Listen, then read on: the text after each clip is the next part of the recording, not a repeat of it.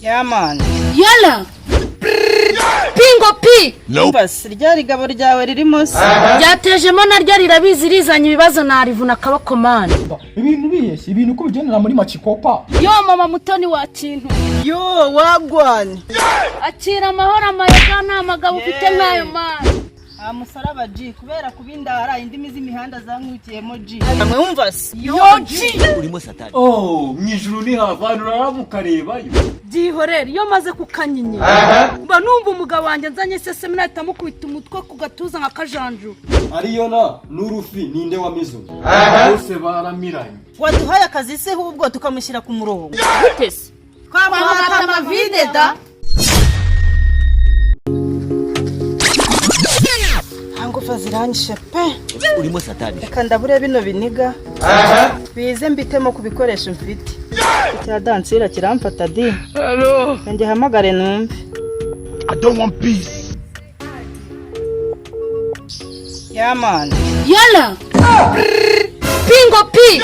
Umva se ryari gabo ryawe ririmo se. Ryatejemo naryo rirabizi rizanye ibibazo narivuna kabako man.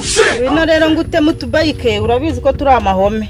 Noneho murazi kuyehera. Bizi se ko muri ka kamina twagabanye niho nadushituye wa kintu. Reka nza ahubwo ntemo we. Ebukoze ugenda nka kibona umwe.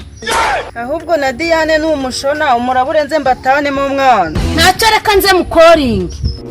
Witeka Imana yacu wakoze kubana natwe muri ibihe by'amashengesho turimo.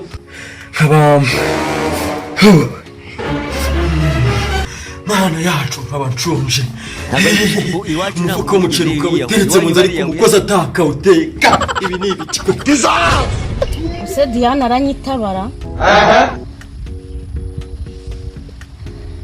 Diane wakinwe ngwino badutema.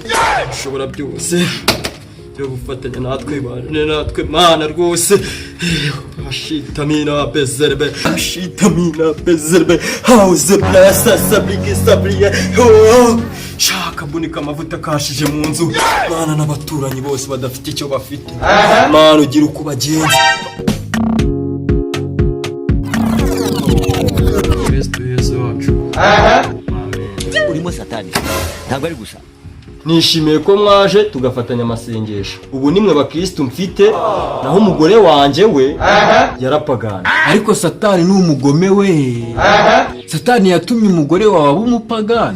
Ahubwo satani nakagabo umuntu utuma umugore wawe nkuye ya aca kugacyupa.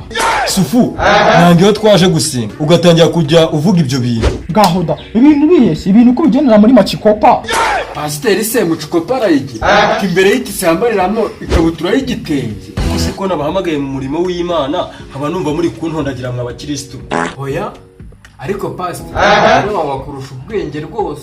Si uko se ubu ngubu umugore wakibereye mu bandi bagabo nawe cyo kirije ubushya kiramehesha utanakizi. Ariko Sufu nawe w'umukozi wanje ntago ubushaka guhinduka ngo wakira agakiza. Ko nagusabye se njyewe ko nagusabye. Urimo satani. None nimba ntako wansabye waje kwenda iki hano? Siwe wamamagaye ngo njyanga aho mbwira. Nanjye aramamagaye ngo nzambwire. Ngira ngo ni ibintu. Naho ngiye ngo nukuramya Yehova sha.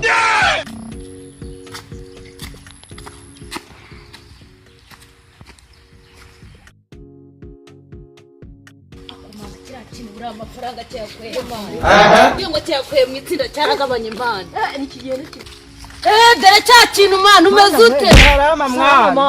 Komera manigo. ariko sha ndabona ukeye mwana Yego sha. amafaranga kakuriho Mba naribonye nta. cya uri budutema mana uradutamo ndabona ifaranga uzi ko utari wabeshye mwana Ndabaha. ndakubita mwana So. ndakwemera pe yo mama mutoni wa kintu Yo wagwani.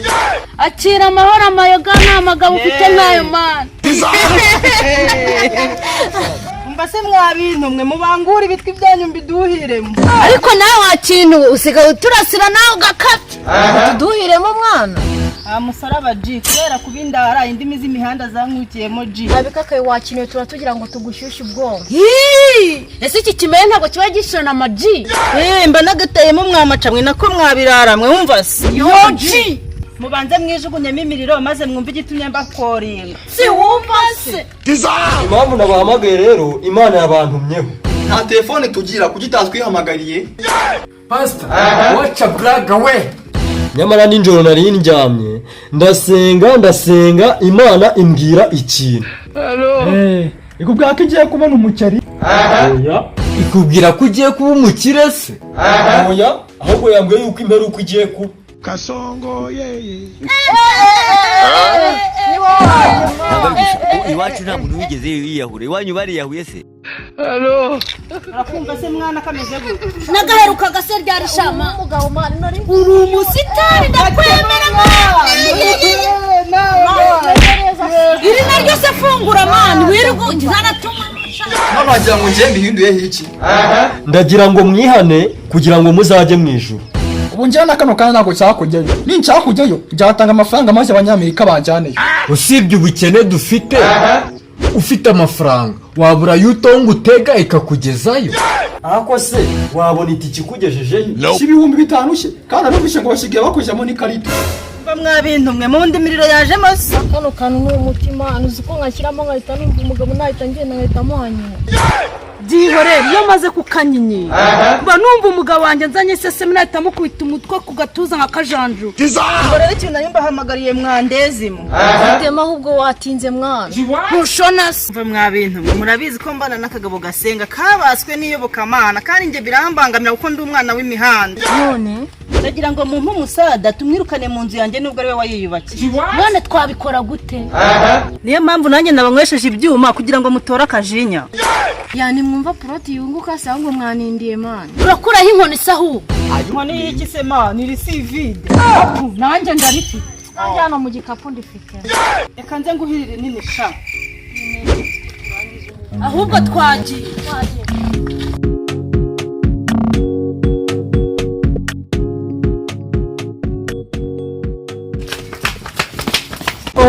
Mwijuru ni havana uramukarebayo. Yesu we, ndumva ibintu by'Imana mutabizi. Mukwiriye gusoma Bibiliya ibintu by'Imana mukabimenya. Ese ubu wowe urayiturusha? Ndayibarusha nyine.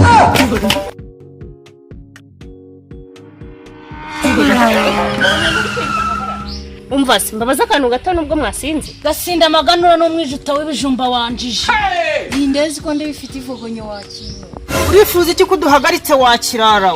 umva se umugabo wanjye kwanca inyuma kandi nkaba mukunda mwandangiye umupfumu akampurwira nkamushyira. umupfumu w'iki se Waduhaye akazi se ahubwo tukamushyira ku murongo. gute se? twabahaga amavide da oya ntabwo nakubita umugabo wanjye. twigendere sha ahubwo yaracyari muri anaronga. umva se mwigenda murabizi ko muri abagore bagenzi banjye ntabwo mwantererana gute. Twe ntago turi abagore. muri iki se? Twe turi abagabo abagore. none ubwo mumfashije iki? tubwire nyine tuze tugikoremo tugishyire ku mirongo. Urabyemeye se? ntacyo ndabyemeye ariko njye ntabwo turi bujyane atamenya ko namugambaniye. Oya wakinwe tugiye kubanza dukimbiza akagabo k'iwanjye hanyuma dukurikizeho akawe. mugiye kumuhora iki se kandi? ntibikureba ahubwo ngwino udufashe kuko nawe wadukeneye. ahubwo tugenda. Pasi urabese njye ntabwo ntushya Bibiliya. Ndayikurusha nyine. Ngaho mbwira Yohana 3:16. 3:16 handitse ngo iki? Haranditse ngo kuko Imana yakunze abari mwinshi cyane. Byatumye itanga umwana wayo w'ikinege kugira ngo mwizera wese atarimbuka ahubwo ahabwe ubugingo buhoyaho. Siwumva twasomye. Nawe nkubaza akabazo. Cyane rwose. Ariyona n'urufi ninde wamizo? Bose baramiranye. Wakishe basi ariko butangiye kwinjira mu ijambo ry'Imana nkuko mbishaka. Ufunga nawe reka nkubaze. Ariyona n'urufi ninde wamizo?